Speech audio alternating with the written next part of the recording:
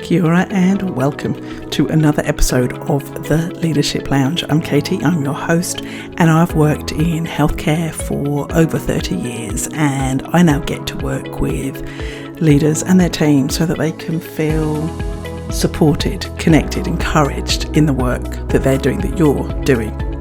So the Leadership Lounge is a space for you to take a breath, take a moment and get a fresh perspective on the work that you're doing.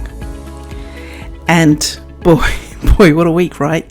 Any time that there is a need to get a fresh perspective. So whether that be a change in health minister or a change in president, there's stuff that's going on. And I could go off on a rant, and I have reshared on social media this last week my thoughts on why healthcare being used as a political football just drives me to distraction and drives us all to distraction, right? I think that's the trouble with it. And if we want to make progress, if we want to deliver what our communities want and need, then there has to be this loosening of the political interference and ties.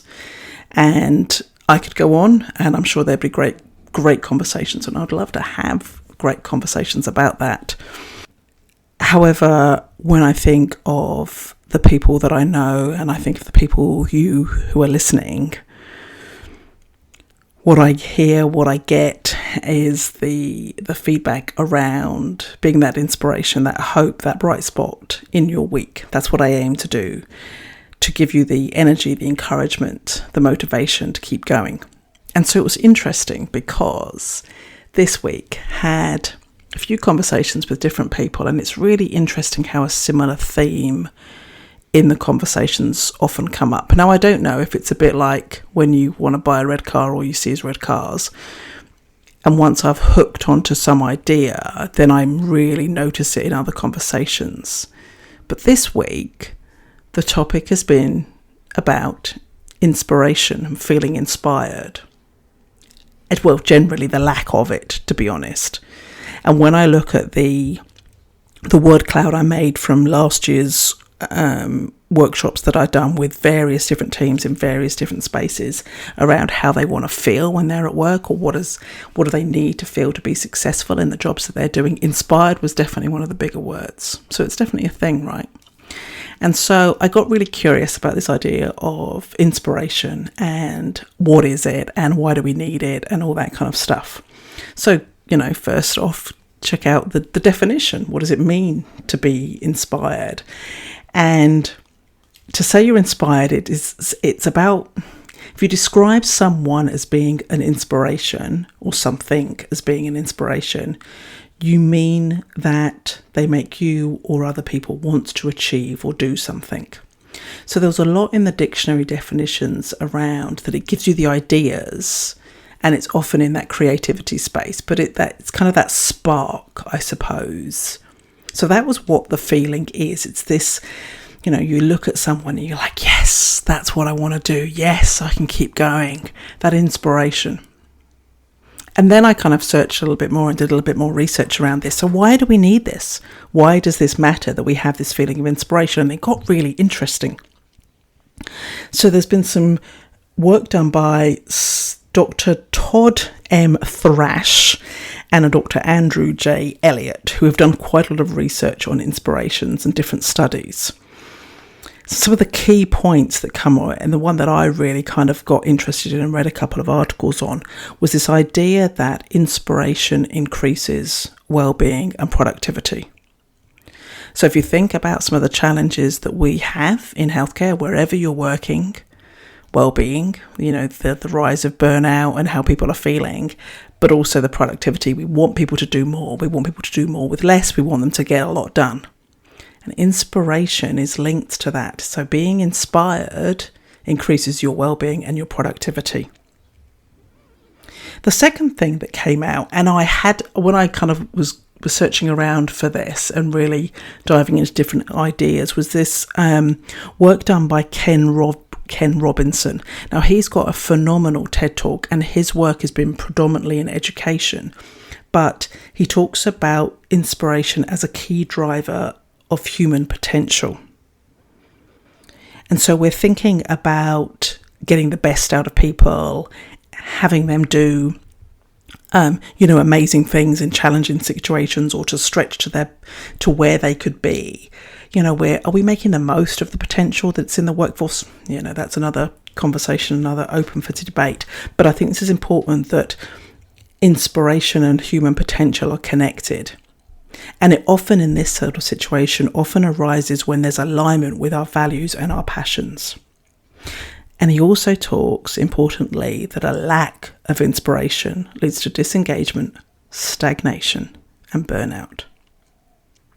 So again, things that there are elements of right now within healthcare, and things that are not going to help the work that we are trying to do, that is trying to be delivered every day, let me just be really clear on that is being delivered every day across the world. Amazing healthcare is being delivered every day. And another concept around why inspiration matters and what helps, all this connection with what we're doing and why we're doing it, is a connection with this idea of grit from the work of Angela Duckworth. And really this comes from the idea, I suppose, that if we're feeling inspired, we're more likely to take proactive steps towards our goals. So if we're inspired about the work that we're doing and why we're doing it, then we're more likely to take those action steps rather than kind of just judge through the day, really. And I'm often talking about this idea that healthcare is a long game, and that's going to require grit for us to keep going and to keep showing up, particularly at challenging times, or times when there's an awful lot going on or increasing pressure and demands. So that connection with grit and inspiration was also quite interesting to me. And then another person who gives us some reasons why inspiration matters is the work of Dr. Martin Seligman. Seligman? I have no idea if I'm saying that right. Seligman. Seligman. I will obviously be putting links and things into the show notes on all of these people that I've done a bit of work on reading around. So he does a lot of work on positive psychology, but also in this idea of hope and how that connects to resilience. So for building this into this space of inspiration and talking about inspiration builds optimism and hope, which is critical if we're trying to overcome anything that is tough or hard to do. But it also creates upward spirals of well-being that impact entire teams. So again, hope, I get quite excited whenever hope comes up, because that has been, I've ebbed and flowed with it as one of my core values over the years. But to see this as that space of connection between inspiration builds optimism and hope, and that helps us keep going, it all all the dots kind of joined up sort of thing. So they are just some of the people or the research or the evidence around why does being inspired matter to us. And I hope you can pull out some of those kind of concepts that matter to you. And then, of course, I was kind of like, okay, so how do we get inspired? What is it that we need to do? And actually that was much harder to kind of work out. And if you go back to those definitions, or when I went back to that definitions, it's someone or something that creates this sense of within you of inspiration. So it is deeply personal. What inspires me is not going to inspire the next person. And it can be really interesting just to stop and think for a moment. What does inspire you? What makes you feel inspired? Who makes you feel inspired?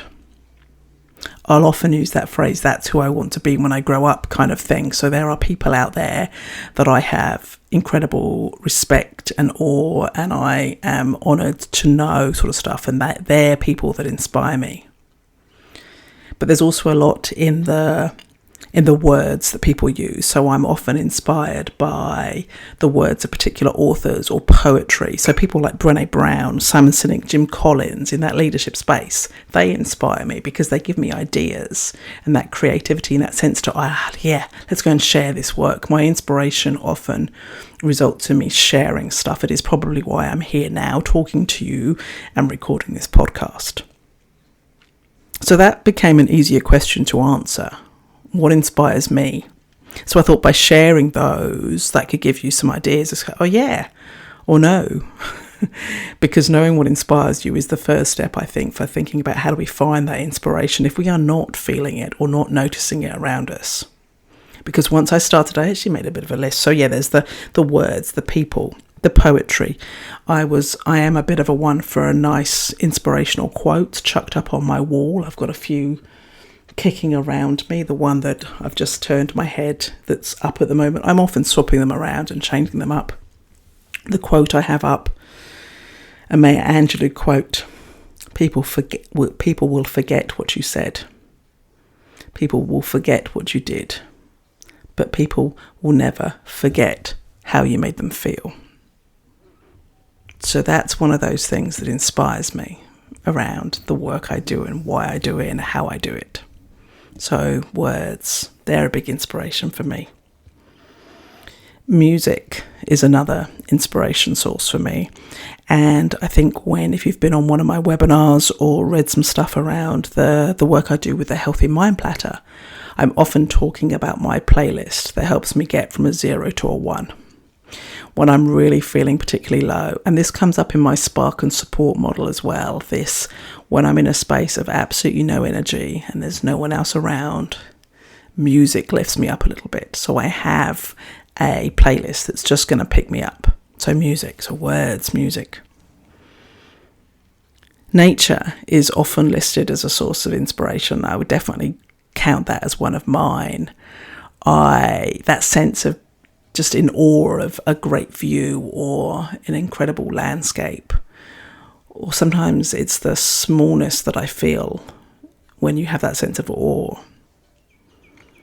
That we're just a small part in this massive, wonderful world. That can feel inspiring. And I think it's inspiring because I take myself a little less seriously. I hold things a little lighter. And that can be inspiring because it gives energy.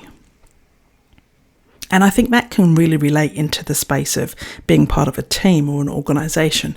And one of the things that, certainly when I worked in the NHS, this idea that I work for the NHS, that is a massive thing. And I'm really proud of that. And that just inspires me that I am one small part in this incredible organisation that is doing incredible work. And that was definitely one of my hopes and aspirations and dreams for the work that was happening in Aotearoa, New Zealand, as Te Whatu Ora was established. This idea that rather than being a whole group of districts competitive and kind of vying with each other over different things, we could have that sense of being part of something really big, something really important. So this space of I'm a small piece in this massive thing that has great purpose and great wonder, that can make me feel inspired. I'll often think when I'm doing some evening reflection, one of those questions, who's inspired me today? It's quite a nice reflective question to add into an end of day, just before you're going to bed or just as you're wrapping up from work. What or who has inspired me today? And when I do that, it is often the stories people have shared as they've been talking to me that are really vulnerable. We often think that inspiration comes from those, big proclamation kind of incredible speakers, let's dial up an inspirational speaker to come to our session. But actually I can often feel as inspired, if not more inspired, by somebody just having a conversation with me about what's challenging them, what's they're struggling with, what's been a real effort. And those stories when people are feeling either embarrassed or guilty or they've made a mistake, but they're really opening up and being vulnerable. They're putting themselves in a space of vulnerability and they are trusting me with their story. I feel very inspired by them.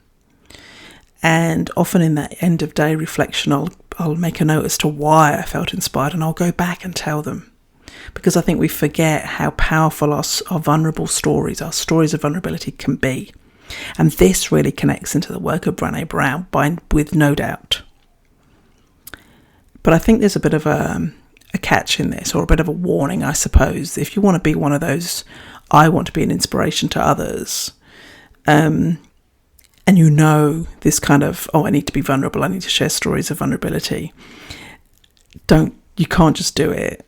All of these stories come from a space of authenticity and genuineness. And the thing is, if you're sharing a story because you think you have to be vulnerable in order to inspire or to connect or to build trust, people are going to smell that.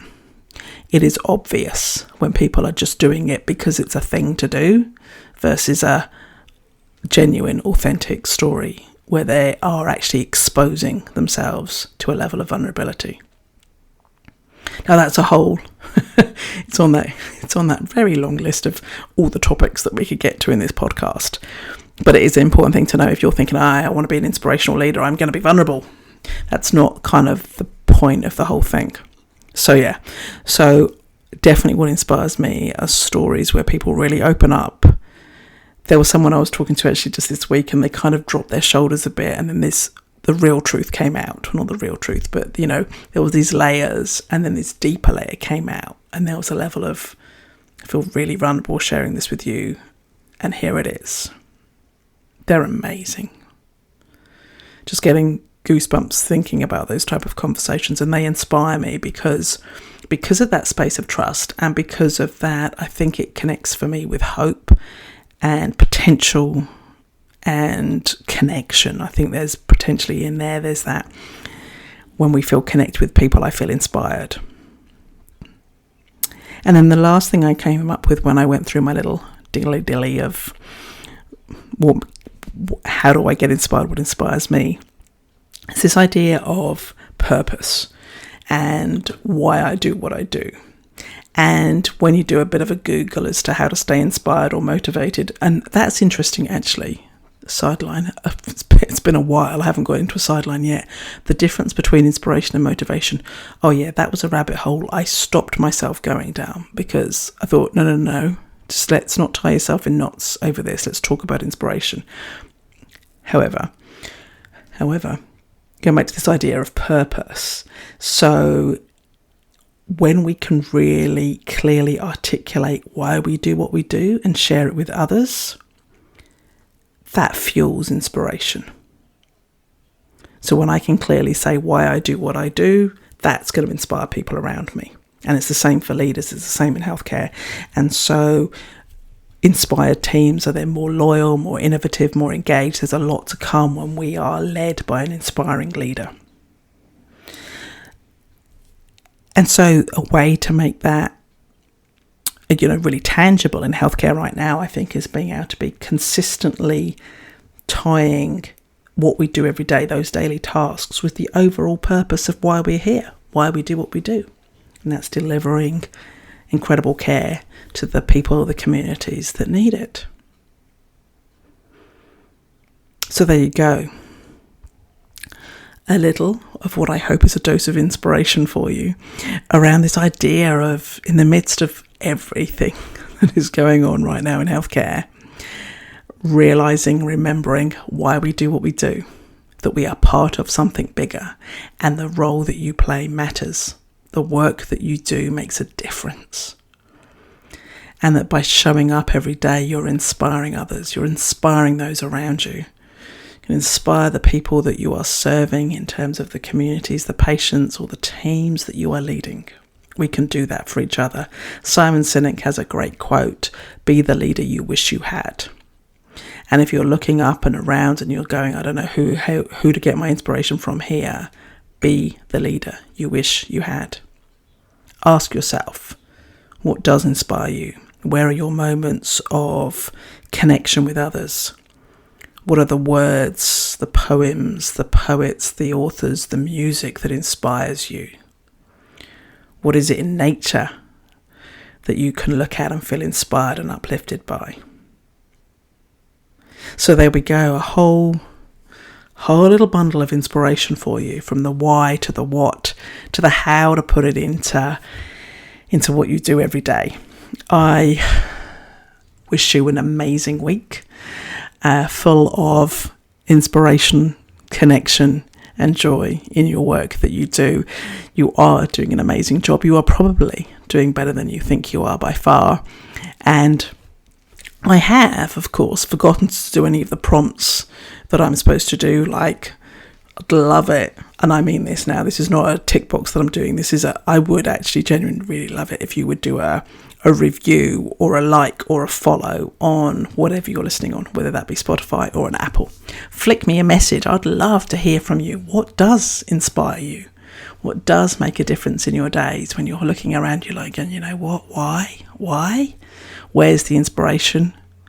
Have a think. There'll be some things there, and I'd love to hear from you. Equally, I'd love to know what topics you'd love to see coming up. I have a list, obviously, that I keep making and generating the stuff out of. But what I want to do is be of service to you, to provide those perspectives and those ideas. If there's a topic you want to delve into, please let me know.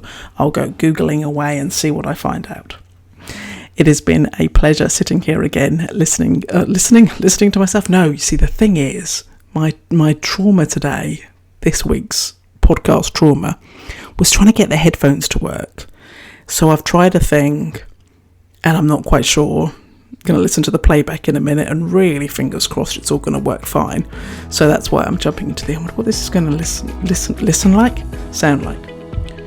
Thank you for being here, listening to me. It's a pleasure to be talking to you again, and I look forward to seeing you in next week's episode of the Leadership Lounge. Take care. Have a wonderful week.